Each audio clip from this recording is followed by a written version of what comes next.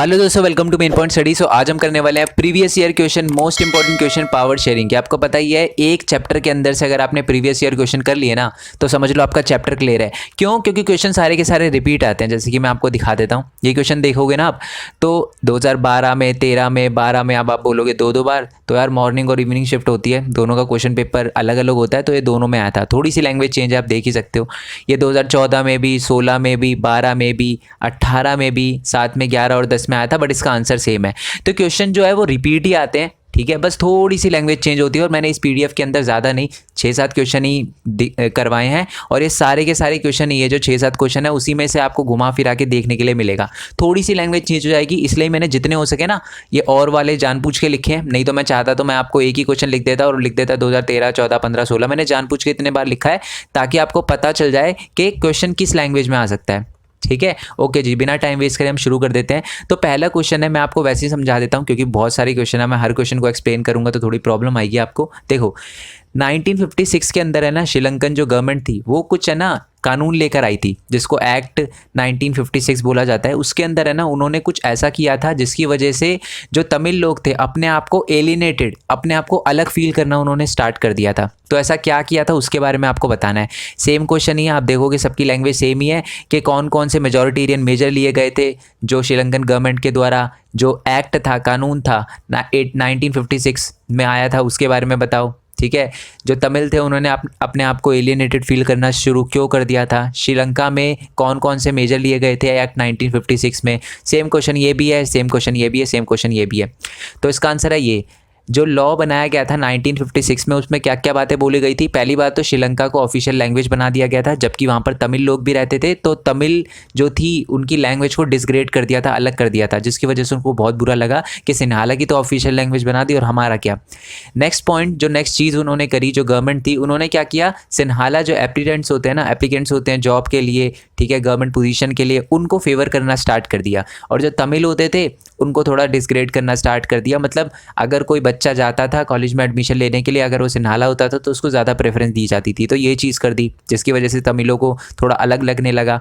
और साथ ही में बुद्धिज़्म को स्टेट रिलीजन की तौर पर प्रमोट किया जाने लगा, क्योंकि ज़्यादातर जो सिन्हाला लोग थे वो बुद्धिस्ट थे। तो श्रीलंका के अंदर क्या था कि बुद्धिज़्म को प्रमोट किया जाने लगा बाय गवर्नमेंट। सो ये जो चीज़ थी वो तमिलों को अच्छी नहीं लगी, क्योंकि तमिल जो थे ज़्यादातर हिंदू थे और ज़्यादातर मुस्लिम थे और क्रिश्चियन भी थोड़े बहुत थे, ठीक है। और इसी चीज़ की वजह से जो तमिल थे अपने आप को एलियनेटेड फील करना शुरू कर दिया था उन्होंने, ठीक है। और ये जो रिलेशन था सिन्हाला और तमिल का, वो over the period of time ख़राब ही होता चला गया, ठीक है। अब आते हैं हम सेकंड क्वेश्चन पे। आपको बताना है कि पावर शेयरिंग डिज़ायरेबल क्यों है, पावर शेयरिंग ज़रूरी क्यों है। एक प्रूडेंशियल और एक मोरल रीज़न बताना है पावर शेयरिंग का। पावर शेयरिंग की डेफिनेशन, मतलब पावर शेयरिंग क्यों डिज़ायरेबल और मोरल रीज़न बताना है, और वही पावर शेयरिंग डिज़ायरेबल क्यों है। देखो सिंपल सीधी बात है, 1 2 3 4 5 6 बार आया हुआ क्वेश्चन है, ज़्यादा ही बार है, 7 बार आया हुआ क्वेश्चन है, और इसका आंसर यही है। ये तो रट लो क्योंकि ये तो पक्का ही आएगा आपको, ठीक है। ये सारे के सारे पोटेंशियल रीज़न लिखे हैं, इसको आप प्रूडेंशियल रीज़न भी कह सकते हो, और ये आपके मोरल रीज़न हो गए, ठीक है। प्रूडेंशियल रीज़न या पोटेंशियल रीज़न कौन कौन से है। पहली बात तो जब पावर शेयरिंग होती है ना, तो दो कम्युनिटी के बीच में जो कॉन्फ्लिक्ट होता है वो कम होता है। दो सोशल ग्रुप के बीच में ना जो कॉन्फ्लिक्ट की पॉसिबिलिटी होती है वो कम हो जाती है। अगर पावर शेयरिंग हो जाती है ना श्रीलंका के अंदर, तो जो सिन्हाला है और तमिल है उनके बीच में लड़ाई ना होती। पहला पॉइंट तो यही है। दूसरा पॉइंट ये है कि पॉलिटिकल इंस्टेबिलिटी नहीं आती अगर पावर शेयरिंग हो जाती है, और साथ ही में इससे वायलेंस भी नहीं होता, ठीक है। जो तमिल थे बाद में उन्होंने वायलेंस वगैरह करना स्टार्ट कर दिया था क्योंकि उनके हाथ में पावर नहीं थी, ठीक है। लास्ट पॉइंट है कि एक तरह से क्या करता है कि अगर हम जो मेजॉरिटी कम्युनिटी की जो विल है अगर इम्पोज करना स्टार्ट कर देना, तो वो शॉर्ट टर्म के लिए तो बड़ा अच्छा लगता है, बट लॉन्ग टर्म के लिए वो कंट्री की यूनिटी के लिए सही नहीं है। जैसे कि अगर हम बात करें सिन्हाला लोगों की, उन्होंने जब स्टार्टिंग में 1956 एक्ट लेकर आई थी ना, तो वो बड़ी खुश हो रही थी, ओहो हमारे बच्चों को एडमिशन मिलेगा, ये होगा ये होगा, बुद्धिज़्म प्रमोट हो रहा है। बट बाद में उनको बहुत दिक्कत होने लगी। क्यों? क्योंकि जो तमिल थे उन्होंने अपनी अलग कंट्री की डिमांड कर दी थी, ठीक है, नॉर्थ ईस्ट वाले पार्ट में श्रीलंका के। तो ये एक बहुत बड़ी प्रॉब्लम बन गई थी, यानी कंट्री की यूनिटी पे सवाल उठ रहा था, ठीक है। और ये एक मोरल रीज़न वही है कि power sharing is the spirit of democracy, democracy की स्पिरिट है। अब इस लाइन से रिलेटेड भी नीचे क्वेश्चन दे रखा है, वो भी ज़रूर आपको याद करना है, क्योंकि ज़्यादातर है ना इस क्वेश्चन में पावर शेयरिंग वाले चैप्टर में से यही पूछा जा सकता है कि why power sharing is the spirit of democracy. तो इसके लिए भी मैंने अलग से आंसर लिखा, डोंट वरी। ठीक है, पहला पॉइंट तो यही है कि जो पावर शेयरिंग है वो क्या है, स्पिरिट है डेमोक्रेसी की, तो इसलिए पावर शेयरिंग मोरल रीज़न की वजह से ज़रूरत है। सेकंड पॉइंट है democratic rule involve the power sharing या sharing power with those affected by this its exercise and who have live with its effect. इसका मतलब है हमें पावर शेयरिंग उस हर बंदे के साथ करनी चाहिए, ठीक है, जो उस फैसले से अफेक्ट होने वाला है। अगर कोई कम्युनिटी है, अगर हम उनके लिए, जैसे कि मैं एग्जांपल दे रहा हूँ, ऑल दो इसका कोई लेना देना नहीं है, ठीक है, मान लो एक डैम बन रहा है तो वहाँ पर जितने भी किसान हैं उनको हटाया जाएगा, तो आपको उनके साथ भी पावर शेयर करनी पड़ेगी, आपको उनसे पूछना पड़ेगा, ठीक है। तो इसलिए ही पावर शेयरिंग ज़रूरी है, ये एक मोरल रीज़न है। इसका ये एग्जांपल मत लिख कर आना, ये मैंने सिर्फ एक जस्ट एन एग्जांपल दिया क्योंकि मैं किसी रिलीजन का नाम नहीं लेना चाहता, तो इसलिए मैंने जस्ट एक एग्जांपल दे दिया आपको, ठीक है। ओके, नेक्स्ट पॉइंट है आपका कि people have right to be consulted on the various issue. लोगों को राइट है अलग अलग इशू पे बोलने के लिए, और वो कब बोल पाएगा, जब उसके पास पावर होगी। जब किसी बंदे के पास पावर ही नहीं है तो उसके बोलने और ना बोलने से क्या फ़र्क पड़ता है ना।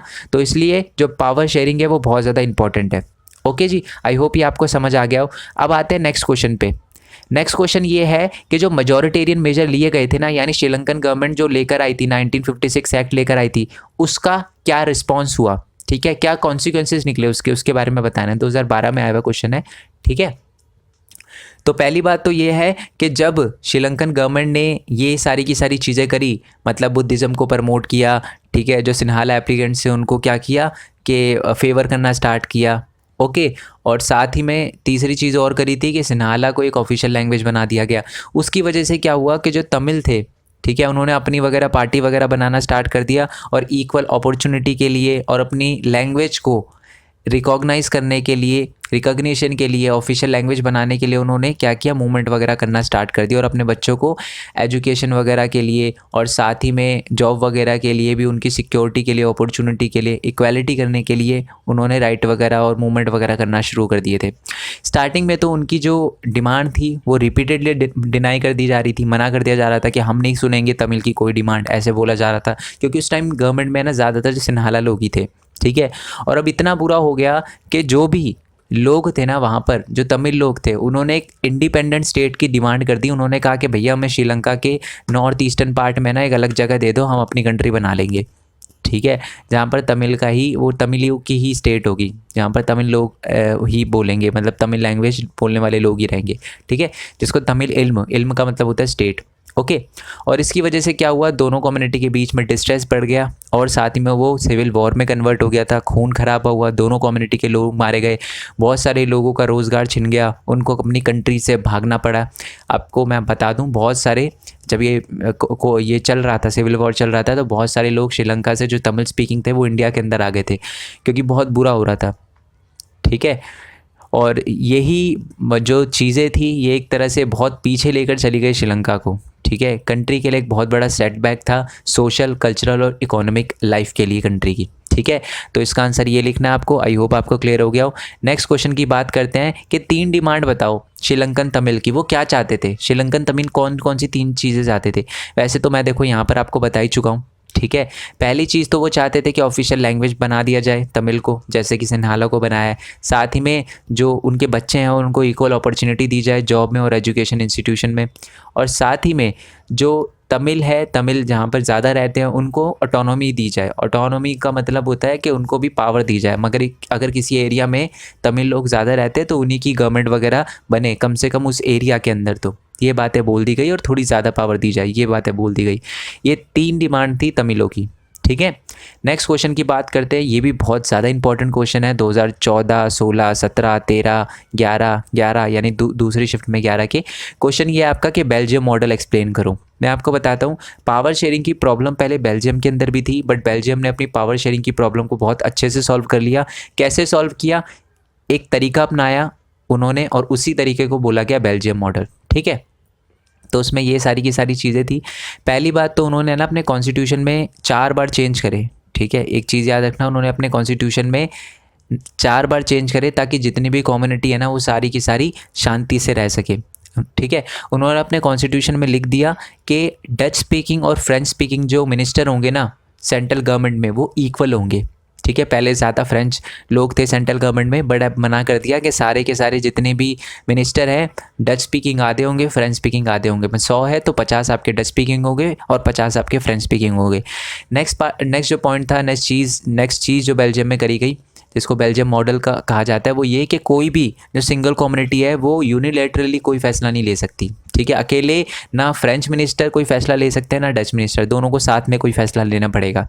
ठीक है, नेक्स्ट पॉइंट है कि सेंट्रल गवर्नमेंट की बहुत सारी पावर अब स्टेट गवर्नमेंट को भी दे दी गई। पहले क्या होता था, ज़्यादातर पावर जो थी वो सेंट्रल गवर्नमेंट के पास थी और सेंट्रल गवर्नमेंट को है ना ज़्यादातर फ्रेंच लोग चलाते थे, तो कहीं ना कहीं एक तरह से डिस्क्रिमिनेशन होता था।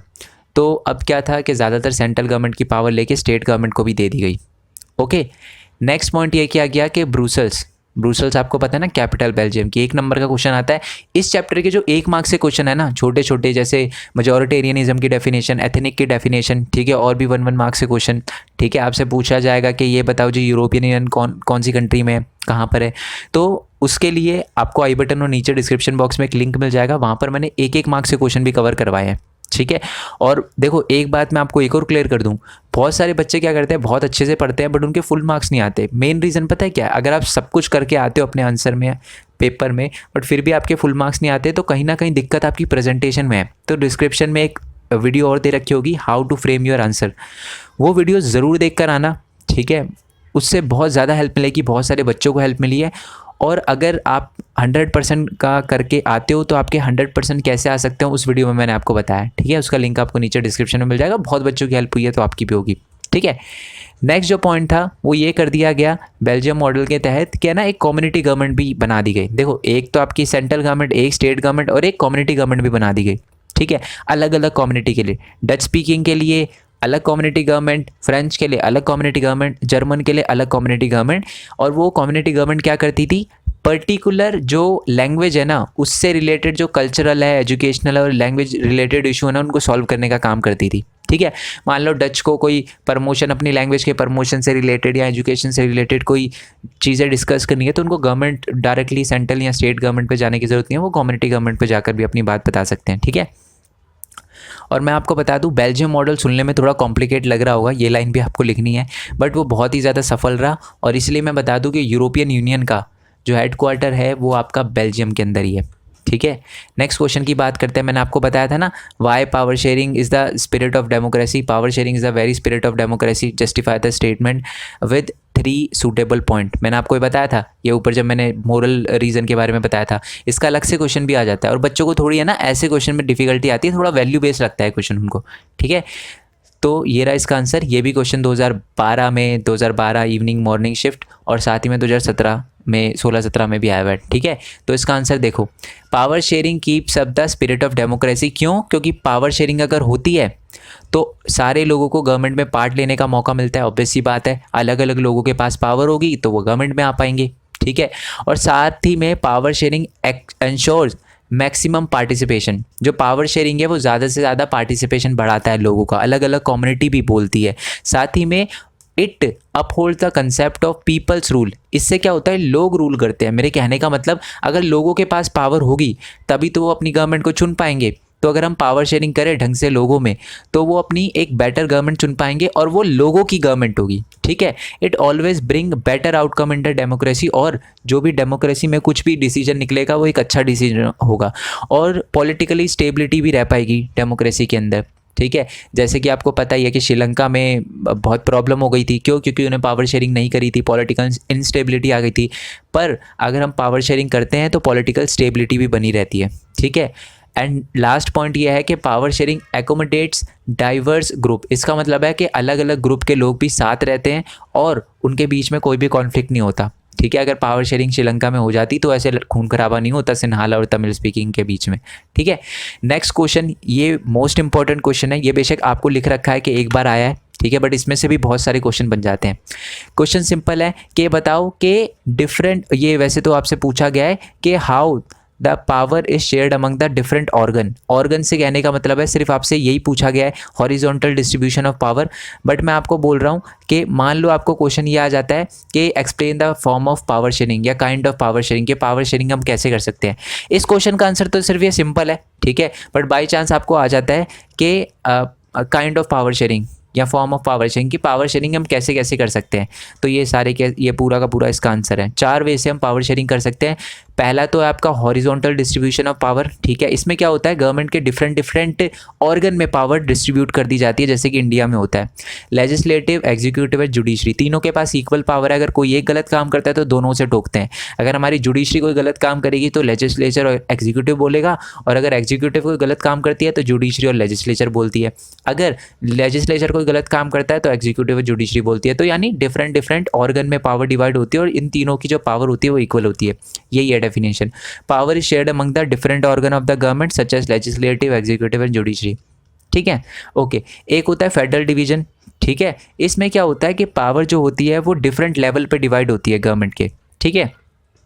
एक जो लेवल होता है वो तो यूनियन गवर्नमेंट का होता है, सेंट्रल गवर्नमेंट, उसके नीचे स्टेट गवर्नमेंट, फिर आती है लोकल गवर्नमेंट। तो पावर ऐसे डिवाइड होती है डिफरेंट लेवल पे, ठीक है। सबसे ऊपर जो होता है उसके पास ज़्यादा पावर होती है, उससे कम स्टेट में और उससे कम लोकल गवर्नमेंट में, ठीक है। ये भी बड़ा सिंपल था। इसको ना वर्टिकल डिस्ट्रीब्यूशन ऑफ पावर भी कहते हैं, जैसे इसको हॉरिजॉन्टल डिस्ट्रीब्यूशन ऑफ पावर कहते हैं ना, इसको वर्टिकल भी कहते हैं, ऊपर से नीचे, ठीक है। एक होता है कम्युनिटी गवर्नमेंट बना दो, सबसे बढ़िया तरीका है। अगर आप कम्युनिटी गवर्नमेंट बना दो, जैसे कि बेल्जियम में हुआ था, बेल्जियम में अलग कम्युनिटी गवर्नमेंट बना दी गई थी, फ्रेंच के लिए, डच के लिए और जर्मन के लिए, ठीक है। तो इससे क्या होता है कि कॉन्फ्लिक्ट नहीं होता, ठीक है। पावर ऐसे शेयर कर सकते हो आप डिफरेंट कम्युनिटी में कि आप कम्युनिटी गवर्नमेंट बना दो, ठीक है। Power may also be shared among the different social group such as religious and linguistic group, example Belgium, ठीक है। नेक्स्ट पॉइंट है इसका कि पावर क्या करो different political parties, pressure group और मूवमेंट में भी बांटो। जैसे कि मैं आपको एग्जांपल देता हूँ, हमारे इंडिया के अंदर अगर कोई आंदोलन करता है तो क्या उसको रोकती है गवर्नमेंट? नहीं, रोकती नहीं है। वो अगर थोड़ा हिंसक हो जाए, थोड़ा खून खराब हो जाए वहाँ तो रोकती है, बट अगर कोई शांति से, आपने सुना होगा दिल्ली के अंदर है ना जंतर मंतर है, वहाँ पर लोग इकट्ठा इसलिए होते हैं कि वो कोई भी मूवमेंट वगैरह कर सके, आंदोलन वगैरह कर सके, शांति से लोग बैठ के करते हैं, ठीक है, उनको अलाउ है। तो इसमें यही बोला गया है कि पावर शेयरिंग हमें different political parties, pressure group और मूवमेंट में भी बांटनी चाहिए। इससे क्या होता है कि जो भी पावर में होती है ना गवर्नमेंट, उसको भी थोड़ा रहता है कि हाँ यार अगर हम कुछ गलत काम करेंगे तो हमारे पे भी उंगली उठ सकती है, हमें भी लोग क्या है हटा सकते हैं, ठीक है। तो ये भी एक तरीका है पावर शेयर करने का। Such competition ensure that the power does not remain in one hand. इससे क्या होता है पावर एक बंदे के हाथ में ही नहीं रहती, एक पार्टी के हाथ में ही नहीं रहती। In the long run power shared is among the different political parties that represent different ideology and social group. Long run में देखें तो जो पावर है वो अलग अलग पॉलिटिकल पार्टी और डिफरेंट आइडियोलॉजी और सोशल ग्रुप में बटी होनी चाहिए, ओके। नेक्स्ट क्वेश्चन है आपका कि horizontal and vertical power sharing में आपको डिफरेंस बताना है, ठीक है। ये भी सेम क्वेश्चन है 2011 में, 2017, 16, अपना 12 में आया हुआ है। ये भी 12 मॉर्निंग शिफ्ट इवनिंग शिफ्ट में आया हुआ क्वेश्चन है, ठीक है। जस्ट अ सेकेंड, ये रहा आपका क्वेश्चन, ठीक है। तो अब इसका पहला डिफरेंस तो यही हो जाता है, मैंने आपको बता दिया था हॉरिजॉन्टल और वर्टिकल डिवीजन ऑफ पावर में। पहली बात तो यही है कि हॉरिजॉन्टल में क्या होता है डिफरेंट ऑर्गन में पावर बांटी जाती है, बट इसमें क्या होता है डिफरेंट लेवल पे पावर बांटी जाती है। पहला तो डिफरेंस ये हो गया, ठीक है। सेकंड डिफरेंस जो है हॉरिजॉन्टल और वर्टिकल पावर शेयरिंग में वो ये है कि हॉरिजॉन्टल डिवीजन ऑफ पावर में क्या होता है, जो पावर है वो डिफरेंट ऑर्गन में बेशक बांटी जाती है by the concept of separation of power. का मतलब होता है कि पावर बिल्कुल उनकी अलग अलग होती है, बट वो एक दूसरे पर नज़र रखते हैं, ठीक है। मतलब जो इन तीनों के पास जो पावर होती है वो इक्वल होती है, ठीक है। बट इसमें वर्टिकल में क्या होती है कि डिफरेंट लेवल के पास अलग अलग पावर होती है और ज़्यादा पावर जो डिफरेंट लेवल पे सबसे ऊपर होता है, ठीक है, हायरार्की में सबसे ऊपर होता है, उसके पास ज़्यादा पावर होती है, ठीक है। In vertical division of power constitution clearly lay down the power of the different level of the constitution government, sorry, मतलब डिफरेंट लेवल पे जो सेंट्रल गवर्नमेंट, स्टेट गवर्नमेंट और लोकल गवर्नमेंट है उनकी पावर कॉन्स्टिट्यूशन में लिखी गई होती है। अच्छा, ये लास्ट पॉइंट मोस्ट इंपॉर्टेंट है और इससे एक अलग से क्वेश्चन भी बन के आ सकता है, ठीक है। क्वेश्चन ये है कि जो हॉरिजॉन्टल डिस्ट्रीब्यूशन होता है ना, ठीक है, यानी जो हम पावर बांटते हैं लेजिस्लेटिव, एग्जीक्यूटिव और जुडिशरी में, इसमें क्या होता है, चेक एंड बैलेंस। मैंने आपको बताया ना चेक एंड बैलेंस, इसका मतलब है एक दूसरे पे चेक करते रहते हैं वो। अगर जुडिशरी कोई गलत काम करता है तो लेजिस्लेटिव और एग्जीक्यूटिव बोलता है, अगर दूसरा कोई गलत काम करता है तो बोलते हैं, तो यानी एक चेक बना रहता है, ठीक है। बट जबकि हम बात करें वर्टिकल में, तो वर्टिकल में चेक नहीं बना रहता। जो पावर है वो ऊपर से नीचे बटी होती है, higher level to lower level बटी होती है। ऊपर वाला तो चेक रख सकता है नीचे वाले पे, बट नीचे वाला नहीं रख सकता। तो इसमें चेक और जो बैलेंस होता है वो उसका कॉन्सेप्ट नहीं होता, समझ रहे हो आप। चेक और बैलेंस दो तरफा नहीं होता, इसमें एक तरफा ही होता है। तो हम कह सकते हैं कि इसमें चेक और बैलेंस नहीं ही होता, ठीक है। अब 1 मार्क्स का क्वेश्चन ये पूछा गया था, ये मैंने इसलिए लिख दिया क्योंकि मैंने वो जो MCQ की 1 मार्क्स के क्वेश्चन की वीडियो बनाई थी ना, उसमें इसकी डेफिनेशन आपको थोड़ी सी प्रॉब्लम आएगी ढूंढने में, इसलिए मैंने डायरेक्ट ही बता दिया, ठीक है। A social division based on shared culture, simple. Ethnic का जो डेफिनेशन लिखना है आपको एग्जाम के अंदर वो यही लिखना है, 1 मार्क्स में आएगा, उससे ज़्यादा आएगा ही नहीं, ठीक है। A social division based on share culture, share culture के अकॉर्डिंग सोशल डिवीजन करना, इसी को ही एथनिक कहते हैं, ठीक है। वो लैंग्वेज के बेसिस पे हो सकता है, रिलीजन के बेसिस पे, किसी भी बेसिस पे। अब 2 क्वेश्चन और है और ये लास्ट क्वेश्चन है। ये देखो, ये आए तो नहीं है, ठीक है, ये आए नहीं है, बट ये बहुत इंपॉर्टेंट क्वेश्चन है, ठीक है। ये अगर आपके एग्जाम में नहीं आते तो कहीं ना कहीं टेस्ट वगैरह में आ सकते हैं, और इंपॉर्टेंट क्वेश्चन है, तो ये भी कर लेना। बड़ा सिंपल क्वेश्चन है कि एथनिक कॉम्पोजिशन ऑफ श्रीलंका बतानी है और एथनिक कॉम्पोजिशन ऑफ बेल्जियम बतानी है, यानी श्रीलंका में कौन कौन से लोग रहते हैं और साथ ही में आपके बेल्जियम में कौन कौन से लैंग्वेज वगैरह के लोग रहते हैं, ठीक है। थोड़ा सा पहले मैंने श्रीलंका के बारे में एक्सप्लेन कर रखा है, आइलैंड है, ठीक है, तमिलनाडु के पास है, 2 करोड़ पॉपुलेशन है। अब आते हैं उसकी एथनिक कॉम्पोजिशन पे, ठीक है। वहाँ पर 74% जो लोग हैं वो सिन्हाला स्पीकिंग है, ठीक है, जो ज़्यादातर बुद्धिज़्म को फॉलो करते हैं। 18% लोग जो है तमिल स्पीकिंग है, जो हिंदू और मुस्लिम है। उसमें से जो 13% लोग हैं वो आपके श्रीलंकन तमिल है, यानी वो श्रीलंका में ही रहा करते थे। बट अगर मैं बात करूँ 11% तमिल, 5% तमिल की, तो वो इंडियन तमिल है, यानी इंडिया से वो गए थे श्रीलंका के अंदर, ठीक है। समझ आ गया आपको? आई होप ये क्लियर हो गया हो। यही चीज़ें लिखी हुई है। और जो बचा हुआ 7% है ना, आप बोलोगे अच्छा ये जब मैंने चैप्टर की वीडियो बनाई थी ना, मैं बता चुका हूँ कि चैप्टर में पहले एक्सप्लेन कर चुका हूँ विद नोट्स, और ये नोट्स का स्क्रीनशॉट है, ठीक है, मैंने नोट्स का स्क्रीनशॉट लिया है, ठीक है। तो ये चैप्टर में एक्सप्लेन कर चुका हूँ, लिंक नीचे डिस्क्रिप्शन में दे रखा होगा। एक एक चीज़ बहुत अच्छे से एक्सप्लेन करी है। 50-60 हज़ार तो व्यूज़ हो गए हैं, और जब आप शायद बाद में देख रहे हो तो 1 लाख क्या पता पहुँच गए हो। तो इसलिए मैं बता रहा हूँ, बच्चों को बहुत ज़्यादा वीडियो अच्छी लगी है। बट उसमें ना बच्चे मेरे से बोल रहे थे कि सर देखो 74%, 18% और 7% क्रिश्चियन भी है, ये तो 99 हुए, ठीक है। तो बच्चे कह रहे सर 1% बॉस अदर है, ठीक है। मैंने अदर इसलिए नहीं लिखा, मेरे को लगा आप समझ जाओगे, बट आप पूछने लगे सर 1% तो रह ही गया। वो 1% अदर है, वो कोई भी कम्युनिटी हो सकती है, पारसी हो सकती है, जोरास्ट्रियन हो सकती है, पारसी जोरास्ट्रियन एक ही बात होती है वैसे तो, ज्यूस हो सकते हैं, कोई भी हो सकते हैं, ठीक है। आई होप ये आपको क्लियर हो गया हो। 7% जो क्रिश्चियन है वो सिन्हाला और तमिल दोनों ही बोलते हैं, ओके। अब बात करते हैं एथनिक कंपोजिशन ऑफ बेल्जियम की।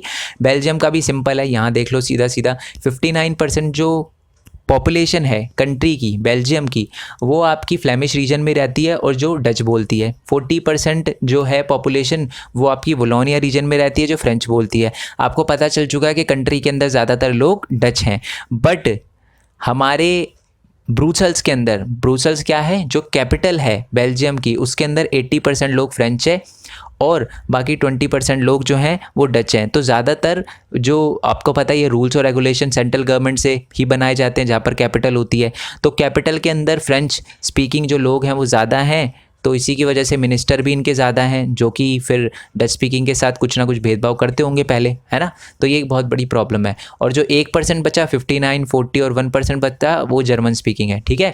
आई होप आपको वीडियो अच्छी लगी हो। सो वीडियो अच्छी लगी हो तो लाइक करना, चैनल को सब्सक्राइब करना। मैंने देखा यार बच्चे वीडियो देखते हैं, उनको अच्छी लगती है, मेरे से PDF वगैरह सारी चीज़ें मांगते हैं, ठीक है। अच्छा PDF से याद आया, ये सारी चीज़ें आपको टेलीग्राम चैनल पे मिल जाएगी, लिंक नीचे डिस्क्रिप्शन में दे रखा है, डाउनलोड करना टेलीग्राम ऐप। वहाँ पर मेन पॉइंट स्टडी 10th लिखना, आप 10th के टेलीग्राम चैनल पे आ जाओगे, वहाँ पर आपको PDF वगैरह नोट्स वगैरह मिल जाएंगे, ठीक है जी। तो बच्चे यार हर चीज़ करते हैं, बट लिखते भी हैं कि बहुत अच्छे अच्छे कमेंट करते हैं, बट वो चैनल को सब्सक्राइब नहीं करते। तो यार सब्सक्राइब करा करो और जितना हो सके वीडियो को शेयर करा करो। And thank you so much, आप ही की वजह से हमारा 30,000 का एक मोटिव लेके चला था, मतलब कभी सोचा नहीं था हो जाएंगे, बट आज हो गए हैं। तो थैंक यू सो मच, ये आप सभी के एफर्ट की वजह से हुआ है, ठीक है, बस थोड़ा सा एफर्ट और मैं चाहता हूँ कि ये जो हमारी फैमिली है वो और ज़्यादा बड़ी बने, 1 लाख तक जाए और भी ज़्यादा जाए, ठीक है, जितनी हो सके, क्योंकि जब सब्सक्राइबर बढ़ते हैं ना तो एक बर्डन भी बढ़ता है मेरे पे, ठीक है, कि यार आज पहले मैं क्या करता था, महीने में 1 वीडियो, हफ्ते में 1 वीडियो, अब मैं डेली 1 या 2 वीडियो डालता हूँ सिर्फ इसी वजह से क्योंकि मेरे पे प्रेशर है और मैं चाहता हूँ ऐसा प्रेशर मेरे पे बना रहे, ठीक है, चाहे जैसे मर्जी हो, अगर आपके अच्छे मार्क्स आते हैं मेरी वजह से, तो मेरी थोड़ी सी हेल्प की वजह से, तो कोई दिक्कत नहीं है मेरे को, मैं ज़रूर करूँगा वो मेहनत, ठीक है। एंड चैनल को सब्सक्राइब करने के बाद है ना नोटिफिकेशन बेल ज़रूर दबा देना। और एक मोस्ट इंपॉर्टेंट बात यार, मैंने एक न्यू चैनल बनाया, उसका लिंक आपको नीचे डिस्क्रिप्शन में मिल जाएगा और स्क्रीन पे दिख रहा होगा, उसमें 1000 सब्सक्राइबर, बट जब आप जाकर देखोगे ना तो उस पर 1500 से ज़्यादा सब्सक्राइबर हो गए होंगे, ठीक है, और मैंने अभी तक कोई वीडियो भी नहीं डाली उस पर, ओके। अब आप पूछोगे सर इतने ज़्यादा सब्सक्राइबर क्यों? क्योंकि वहाँ पर मैं ये बताने वाला हूँ कि मैंने यूट्यूब से कैसे अर्न किया, मेरी यूट्यूब जर्नी के बारे में बताने वाला हूँ, और मैं साथ में ये भी बताने वाला हूँ कि आप कैसे अर्न कर सकते हो। मेन बात यही है कि आप कैसे अर्न कर सकते हो कि स्टूडेंट की लाइफ में थोड़ी पैसे से रिलेटेड प्रॉब्लम आती है, ठीक है, बार बार पेरेंट्स से मतलब स्टडी मटीरियल के लिए चीज़ें मांगना थोड़ा सा अच्छा नहीं लगता बच्चों को, तो उसी के लिए मैं बताने वाला हूँ कि मैं कैसे अर्न करता हूँ। और एज का पैसे से कोई लेना देना नहीं है, आप चाहे 15 के हो, 16 के हो, आप अच्छा खासा अर्न कर सकते हो, ठीक है, इतना तो अच्छा खासा अर्न कर सकते हो कि आप अपनी पॉकेट मनी निकाल लो, तो उसी के बारे में मैं आपको बताने वाला हूँ। तो चैनल को सब्सक्राइब करके नोटिफिकेशन बेल दबा देना, क्योंकि मैं पहली वीडियो के साथ धमाका मचाने वाला हूँ, ठीक है। सो नेक्स्ट वीडियो के लिए स्टे ट्यून, नेक्स्ट चैप्टर के लिए स्टे ट्यून। जो मैंने आपको बोला था ना कि हाउ टू फ्रेम आंसर, उसकी वीडियो आपको नीचे डिस्क्रिप्शन में मिल जाएगी, ठीक है, और चैप्टर के नोट्स और एमसीक्यू की वीडियो भी आपको नीचे डिस्क्रिप्शन में मिल जाएगी। सो नेक्स्ट वीडियो के लिए स्टे ट्यून, तब तक के लिए थैंक यू सो मच। जय हिंद, जय भारत, वंदे मातरम, and once again thanks for your support.